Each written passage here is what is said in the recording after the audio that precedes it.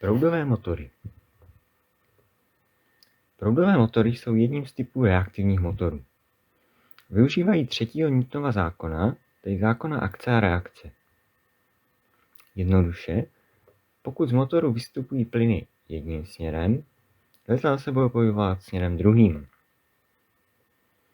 Jak lze vidět, síla neboli tah motoru závisí na hmotnostním průtoku, tedy jak na hmotnosti vystupujících plynů, tak jejich objemu, a také dále na poměrech té trysky, jak vypadá, a rozdílu tlaku výstupního a okolního, tedy na nadmořské výšce. Příkladem takových reaktivních motorů můžou být proudové motory, raketové motory, iontové motory, ty se používají hlavně ve vesmíru, a vodní trysky u ponorek. My se budeme ale zabývat proudovými motory. Jedná se o reaktivní spalovací motory, využívající vzduchu jako okysličovadla, na rozdíl třeba od raket, které využívají třeba kapalný kyslík, a důležité je, že si ho berou sebou, mají ho na palubě, poněvadž ve vesmíru není. Většina proudových motorů pracuje na principu Joule-Brightnova nebo Brightnova cyklu, protože používá plynové turbíny. Jedná se o spalovací proudové motory, ty, co používají místo spalování nebo deflagrace detonaci, to jsou třeba pulzační nebo rotační detonační či jenom detonační motory, používají Humphreys cyklus. To znamená, že místo izobarického bude izochorický děj. To si pak vysvětlíme. Nejčastěji používaným palivem je letecký petrolej Jet A1. Liší se oproti jiným, třeba Jet A nebo Jet A2, v různých bodech tání. Některé se používají spíš v chladnějších oblastech, aby nezamrzly, a Jet A1 je takový standard. Dnes je tendence používat udržitelná letecká paliva, čili SAF. Zde můžete vidět, jak takové palivo vypadá. Nalevo lze vidět Joule-Brightnov cyklus. Vše začíná tím, že vzduch nasají a stlačím ho v kompresoru. Zde to je reprezentováno izoentropickým dějem. Následně vrazím teplo dovnitř, smísím vzduch s palivem, zapálím, zvýší se prudce objem a při následné expanzi, čili mezi body 3 a 4, mě plyn koná práci, v tomto případě roztáčí turbínu, pak záleží na typu motoru, jestli je pro mě důležitá hlavně ta turbína, anebo pak výfukové plyny, což značí 4 až 1. Takže ještě jednou, kompresor stlačí vzduch, následně dojde ke stříknutí paliva, zapálení, dochází k expanzi, expandující plyny roztáčí turbínu, která pohání zase zpátky kompresor, a výfukové plyny extrahují pomocí trysky, která může být buď to konvergentní nebo konvergentně divergentní, tak extrahují kinetickou energii a tím pádem dochází k dalšímu urychlení. Konvergentní tryska vypadá takhle, jednoduše se zužuje, naopak konvergentně divergentní tryska, třeba de Laval nozzle tryska, se prvně zužuje a následně prudce expanduje. Taková ta, co vidíte na raketách. Samozřejmě trysky mohou být, třeba co se týče bojových letadel, mohou se přizpůsobovat výšce operace. Někdy se do vystupujících plynů přidává znova palivo, které přidává další výkon. Každopádně je to velké plýtvání palivem, sice je tam velký nárůst výkonu, ale hodně se plýtvá palivem a hodí se to hlavně tedy pro bojové letouny, kde je potřeba třeba zrychlení, abychom unikli nepřátelskému letounu a tak podobně. Zde máme příklad Humphreysova cyklu. Rozdíl, jak jsem říkal, je v tom, že neprobíhá děj izobarický, tady, nýbrž děj izochorický, čili se nám nemění objem. Tím pádem dochází k mnohem větším nárůstu tlaku a je mnohem efektivnější. Tento cyklus, jak jsem říkal, využívají motory detonační, můžou to být rotačně detonační motory, ale také to využívají motory pulzační. Začneme historií proudových motorů. Koncem 30. let 20. století dosáhly stroje, tím myšleno hlavně letadla, na pístové motory svého limitu. Důležité tam bylo, že vrtule už asi při 700 km za hodinu začaly být nadzvukové. Ne samozřejmě okolo centra rotace, ale jenom ty špičky těch vrtulí. To znamená, že teď dosáhly rychlosti Mach 1, čili záleží na výšce, asi 1100 km za hodinu, což vytvářelo rázové vlny, které razantně snižovaly účinnost a také vytvářely hodně vibrací, což mohlo poškodit jednak ty vrtule a druhá to mohlo vést i ke ztrátě celého letadla. Každopádně inženýři se na tomhle nemohli zaseknout a hlavně ne armáda, protože vyšší rychlost znamená větší výšku, ona už stačí samotná rychlost. A to bylo samozřejmě výhodnější v boji. Proto se museli vyvinout výhodnější motory, které zvládnou operovat za vyšších rychlostí ve vyšších výškách. Dalším důvodem bylo, že pístové motory nedokázaly vyvinout dostatečný výkon při přiměřené hmotnosti. Do nějaké úrovně, asi rychlosti 500-600 km za hodinu, jsou pístové motory efektivnější. Každopádně na tu rychlost, což právě bylo potřeba, tak jsou efektivnější ty proudové motory. Proto se k ním přešlo. Zde je výčet proudových motorů. Patří sem pulzační motor, takový přechodný motorjet, pak proudový motor, turbovrtulový, turbohřídelový motor, propfan, což byl takový spíše experimentální v 80. a 90. letech, dvouproudový neboli turbodmychalový motor, nejpoužívanější, a pak náporové motory pro vyšší rychlosti, jako třeba ramjet nebo scramjet. Začneme pulzačním motorem. Ten dělíme na buď s ventilem, anebo bez ventilu. Základní princip operace je takový, že se prvně nasaje vzduch. Následně je přihnáno palivo, zažehnuto. Pokud je zde ventil, tak zvýšený tlak zaklapne všechny tady ty ventily a expandující plyny opouští spalovací komoru.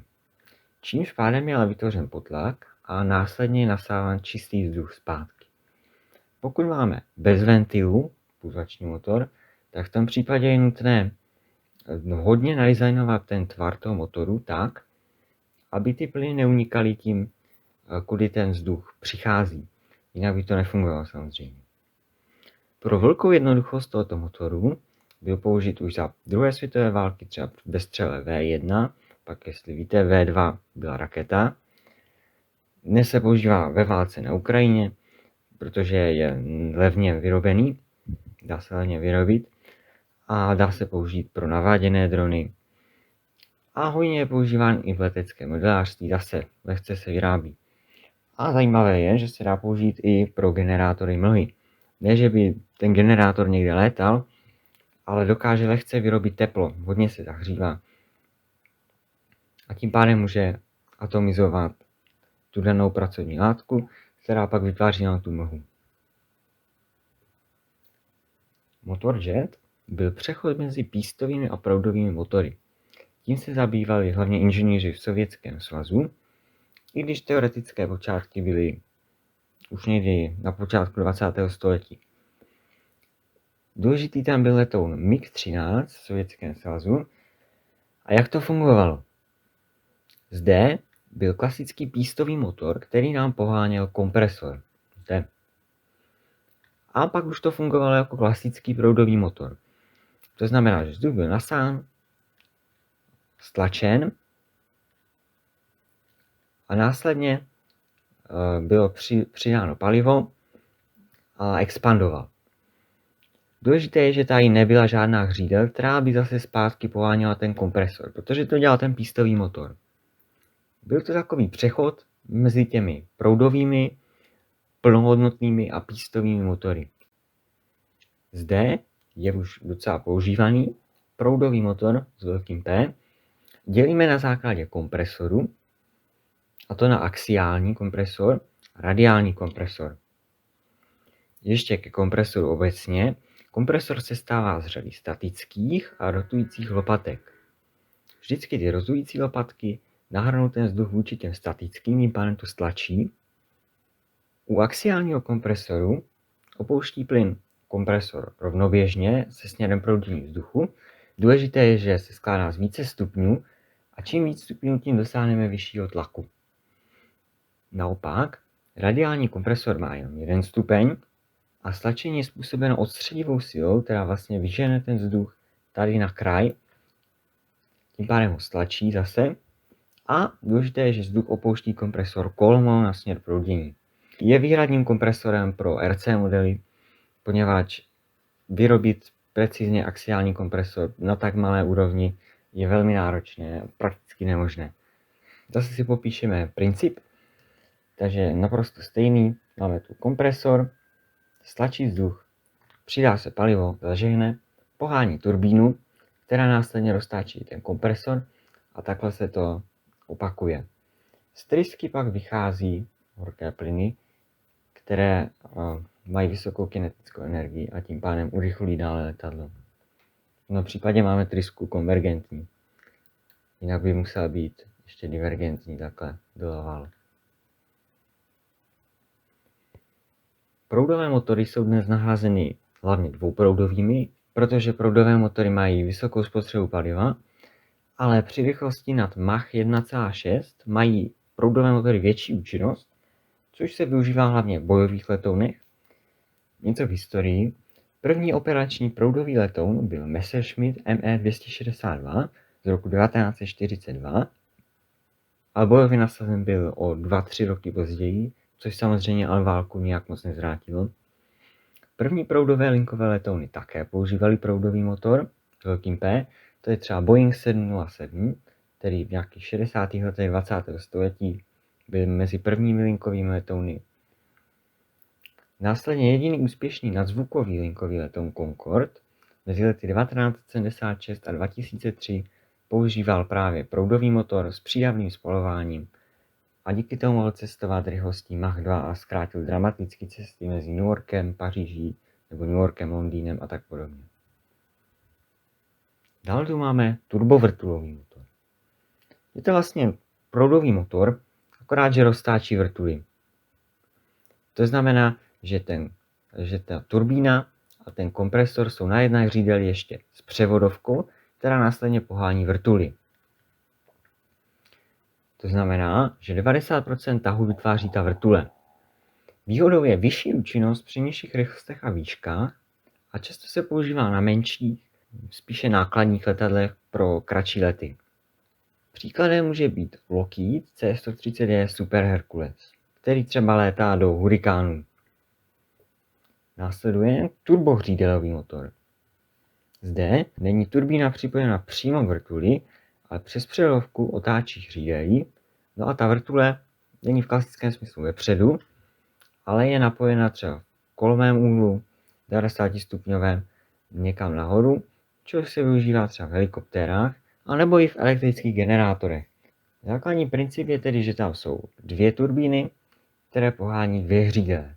Jedna hřídel je napojena na kompresor, kompresorová turbína, a pak je výkonná turbína, která nám točí tou výkonnou hřídelí, která pak roztáčí třeba vrtuly helikoptéry. Nejdůležitějším typem je dvouproudový motor, neboli turbodmychadlový motor, poněvadž vepředu se nachází dmychadlo. V současnosti je to tady nejpoužívanější typ proudového motoru, a to díky nízké spotřebě paliva a nízkému hluku. Asi 80% tahů produkuje vzduch procházející okolo středu motoru, čili zde. To, co prochází středem motoru, tak hlavní energie se využije na otáčení těch kompresorů a hlavně tady toho našeho dmychadla, které pak pohání ten vzduch okolo. Motor je tak specificky tvarovaný, aby na dmychadlo nepřicházel nadzvukový vzduch, protože kdyby to bylo otevřené, tak by vlastně to vypadalo jako taková vrtule. A byl by tam stejný problém, jako byly s těmi pístovými motory a vrtulemi, co jsme měli dříve. Dělíme na ty s malým obtokovým poměrem a na ty s velkým obtokovým poměrem. S malým obtokovým poměrem jsou spíš blíže ke klasickým proudovým motorům, jednoproudovým, a používají se pro vyšší výkon, pro stíhací letouny, ale mají vyšší spotřebu paliva. Na druhou stranu, s velkým obtokovým poměrem mají nižší spotřebu paliva, Nemají sice takový výkon, ale to není potřeba, protože se používají pro linková letadla. Standardně se tady dělí na vysokotlakový hřídel a vysokotlaký kompresor s turbínou a pak je druhá nízkotlaká varianta. Speciálním typem je prop fan. Je to vlastně experimentální typ motoru. Experimentováno s ním bylo někdy v 80. 90. letech minulého století a oproti turbovrtulovým motorům má ještě vyšší účinnost, až o 25%. Jedná se v podstatě o dvouproudový motor, ale s ultravysokým obtokovým poměrem. Co to znamená? Tak vzduch zase klasicky prochází přes kompresor, akorát rozdíl oproti tomu dvouproudovému motoru je, že ty naše dmychadla, tady se dá v podstatě říct vrtule, jsou položeny vzadu. Tím pádem dokáží mnohem více vzduchu roztočit, vzít mnohem víc vzduchu a urychlit ho a tím pádem poskytují mnohem vyšší účinnost. Každopádně, proč se nepoužívají? Protože právě dělají moc velký hluk a také byly problémy s vibracemi. Vrtule na konci standardně rotují proti sobě opačně, protože jedna nakřiví ten proud vzduchu, druhá zase, když rotuje opačně, tak ho narovná, pak se zvyšuje účinnost. Nalevo můžete vidět Generic GE9X, což je nejsilnější proudový motor, který má tak až 61 tun a pování Boeing 777, čili Boeing 777. Můžete vidět, jak je obrovský v porovnání s člověkem. Následně otočná tryska stíhacího letounu F-35B, čili to je ten letoun, který může vertikálně přistávat a vzlétat. Otočná tryska se nachází tady vzadu. Tohle je pouze jenom větrák. Otočná tryska vypadá asi nějak takhle. Jsou tam 3 klouby, které můžou dohromady dát úhel něco přes 90 stupňů. Může to být buď rovně, anebo 90 stupňů. Tím pádem vlastně ten tah může sledovat kolmo dolů. A zde tady ta vrtule, nebo takový větrák, pomáhá udržet předek, který by jinak přetěžoval to letadlo dopředu, překlopilo by se, tak pomáhá udržet v rovině, tím pádem může levitovat. Vrtule je roztáčená hřídelí, pocházející právě tady z toho dvouproudového motoru. Zde máme tabulku porovnávající účinnosti v závislosti na rychlosti jednotlivých typů motorů. Jak můžeme vidět, nejúčinnější je turbovrtulový, prop fan by byl ještě o něco účinnější. Následují dvouproudové motory, a to s vysokým obtokovým poměrem, ten je účinnější. Následuje s nízkým obtokovým poměrem, který je o něco méně účinnější. A proudový motor při standardních operačních rychlostech do rychlosti zvuku je méně účinný. Každopádně, když se blížíme k rychlosti Mach 1,6, tak už se účinnost zvyšuje, a to i nad ty dvouproudové motory. Dalším typem proudových motorů jsou náporové motory. Ty jsou vlastně paradoxně nejjednodušší, poněvadž tam nejsou, kromě toho mechanismu vstřikování paliva, nejsou žádné pohyblivé části. Nejvyšší účinnost mají při rychlosti Mach 2 až 4, ale je nutnost teda urychlit na tuto rychlost, poněvadž účinnost je hodně mizerná při nižších rychlostech, nebo i při vyšších. Dělíme je podle toho, jestli spalování probíhá v podzvukové nebo nadzvukové rychlosti. V prvním případě musíme nadzvukový proud vzduchu zpomalit, a to pomocí vstupního kužele, mluvím o tzv. Ramjetu, a nebo v druhém případě s tím neuděláme nic a mluvím o tzv. Scramjetu, probíhá nadzvukové spalování. Zde je ilustrace ramjetu, čili mám kužel, který nám stlačí ten vzduch, následně má zadržovače plamene, protože jinak by ten plamen byl sfouknut tím proudem toho vzduchu. Dochází tedy ke vstřiku paliva, zažehnutí a následné expanzi přes trysku. Scramjet nemá rázový kužel. To znamená, že vzduch se spaluje v té nadzvukové rychlosti, kterou se letoun pohybuje. Efektivní je pouze při rychlostech nad Mach 5 a palivem může být i kapalný vodík, což razantně zvyšuje účinnost. V Vzduch normálně vstupuje, vstřikuje se palivo a spaluje se. Zadržovače plamene jsou také potřeba, každopádně nemůžou to být, jako v minulém případě, vyloženě kalíčky nebo vyloženě vystouplé objekty, poněvadž pro něž ten proud by se zadrhával a mohlo by to způsobit rozbití toho motoru. Proto se používají třeba dělíky nebo speciálně tvarované rampy a tak podobně. Následně tryskou unikají spaliny a urychluje to. Scramjet, píše se z H, je jenom takový teoretický koncept pro rychlosti přes Mach 12, kdyby docházelo místo spalování k detonaci, čili ne deflagrace, ale detonace. Zatím tedy jen teoretický koncept. Jako příklad tu mám asi jeden z nejznámějších letounů, a to je Lockheed SR-71 Blackbird, což byl nejrychlejší a nejvýše létající operačně nasazený proudový letoun, poněvadž měl cestovní rychlost Mach 3,2, to díky přídavnému spalování, no a používal speciální typ motoru, tzv. Turbo ramjet, což kombinoval proudový motor, který při vyšších rychlostech se dokázal speciálním mechanismem předělat na ramjet, čili náporový motor. A tím pádem mohl dále akcelerovat efektivně. Druhým případem tu máme scramjet a to je NASA X-43A. Ten byl vynesen do výšky letadlem, následně byl akcelerován raketovým stupněm, který je takhle vidět, na rychlosti vyšší než Mach 5, no a vlastní činností scramjetu dosáhl v roce 2004 rychlostí Mach 9,6, čili asi nějakých 11 900 km za hodinu. Zde máme tabulku porovnávající specifický impuls v závislosti na čísle Mach. Specifický impuls představuje, jak moc účinně dokáže motor nakládat s tím palivem. Nejúčinnější by ještě zde byly turbovrtulové a ještě propfeny, tady takhle, při velmi nízkých rychlostech, hodně pod Mach 1. Každopádně zde to není uvedeno. Tohle jsou dvouproudové motory. Od rychlosti Mach 1,6 ale už jsou účinnější proudové motory. Zde třeba s přídavným spalováním, příkladem může být Concorde.